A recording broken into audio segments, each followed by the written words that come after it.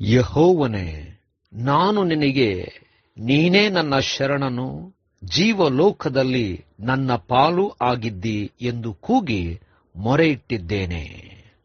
ಸೋಮವಾರ 15 ಜುಲೈ 2024 ಈ ದಿನದ ವಾಕ್ಯ ಧ್ಯಾನಕ್ಕಾಗಿ ನಾನು ಆರಿಸಿಕೊಂಡಿರುವಂತಹ ವೇದ ಭಾಗವು ಯೆಶಾಯನ ಪ್ರವಾದನ ಗ್ರಂಥ 37ನೇ ಅಧ್ಯಾಯದ 3ನೇ ವಚನ.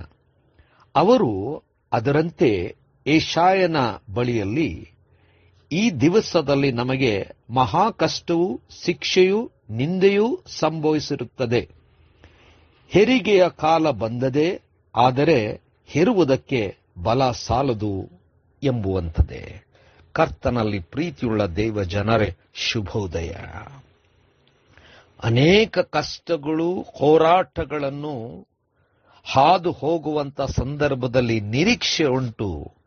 ಆ ಸಂದರ್ಭವನ್ನು ದಾಟುವಂತ ಶಕ್ತಿ ಸಾಲದೆ ಹೋಗಿದೆ. ಕರ್ತನ ನಾಮಕ್ಕೆ ಸ್ತೋತ್ರ ಉಂಟಾಗಲಿ.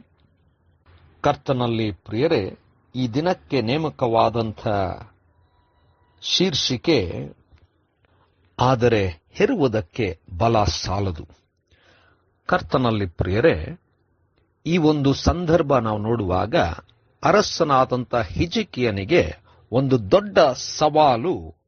ಅಂದರೆ ತನ್ನ ವಿರೋಧಿಸಿದಂಥ ಅರಸನಾದಂಥ ಸೆನೆಹೇರೀಬನು ತಾನು ಅವರೆಲ್ಲರನ್ನೂ ವಶಕ್ಕೆ ಪಡೆದು ಅವರುಗಳನ್ನು ದಾಸನನ್ನಾಗಿ ಮಾಡುತ್ತೇನೆಂಬುದಾಗಿ ಮತ್ತು ಅವರನ್ನು ಉಳಿಸಿಕೊಳ್ಳಲಿಕ್ಕೆ ಸಾಧ್ಯವೇ ಇಲ್ಲ ಎಂಬುದಾಗಿ ತಾನು ತನ್ನ ಅಧಿಕಾರಿ ರಾಬುಶೇಕಮ್ ಅಂತ ಅಧಿಕಾರಿಯನ್ನು ಕಳಿಸಿದನು.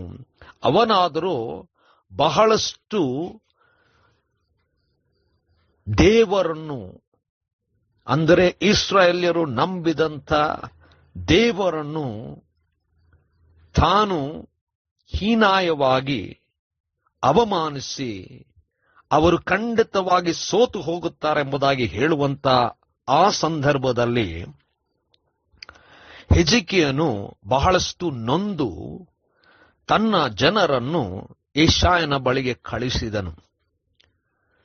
ಈ ಜನರು ಅಲ್ಲಿ ಹೋಗಿ ಯೆಶಾಯನಿಗೆ ಹಿಜ್ಕೀಯನು ಹೇಳಿದಂಥ ಮಾತುಗಳನ್ನು ಹೇಳಿದರು.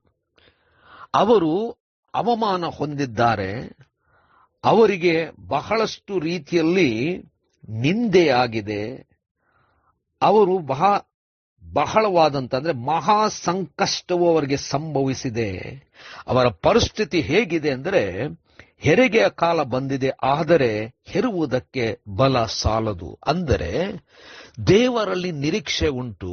ದೇವರು ಖಂಡಿತವಾಗಿ ಬಿಡುಗಡೆ ಮಾಡುತ್ತಾನೆ. ದೇವರು ಜಯವನ್ನು ಕೊಡುತ್ತಾನೆ. ಆದರೆ ಕೊಡುವವರೆಗೂ, ಆ ಸ್ಥಿತಿಗೆ ಬರುವವರೆಗೂ ಮುಂದೆ ಸಾಗಲಿಕ್ಕೆ ಅವರಿಗೆ ಶಕ್ತಿ ಸಾಲದೆಂಬುದಾಗಿ ಹೇಳಿಕೊಳ್ಳುವಂತವನಾಗಿದ್ದಾನೆ. ಕರ್ತನಲ್ಲಿ ಪ್ರೇರೆ, ಸತ್ಯವಾದಂಥ ಮಾತು. ನಾವು ಅನೇಕ ರೀತಿಯಾದಂಥ ಕಷ್ಟ, ನೋವು, ದುಃಖ, ಹಿಂಸೆ, ಕಾಯಿಲೆ ಇದನ್ನು ಹಾದು ಹೋಗುವಾಗ ನಿರೀಕ್ಷೆ ಇದೆ, ನಂಬಿಕೆ ಇದೆ. ಆದರೆ ದಾಟುವಷ್ಟು ಬಲ ಸಾಲದು. ಆ ಬಲ ದೇವರೇ ನಮಗೆ ಕೊಡಲಿ ಎಂಬುದಾಗಿ ನಂಬಿಕೆಯಿಂದ, ನಿರೀಕ್ಷೆಯಿಂದ ಬೇಡಿಕೊಳ್ಳುತ್ತಾ ಮುಂದೆ ಸಾಗೋಣ. ಕರ್ತನೇ ದಯಾಮಯ ಸ್ವಾಮಿ, ನಮ್ಮಲ್ಲಿ ಬಲವನ್ನು ತುಂಬಿಸು, ನಂಬಿಕೆಯನ್ನು ಹೆಚ್ಚಿಸು. ಯೇಸುವಿನ ನಾಮದಲ್ಲಿ ಪ್ರಾರ್ಥನೆ ಬೇಡಿದೆವು ತಂದೆಯೇ, ಆಮೆನ್.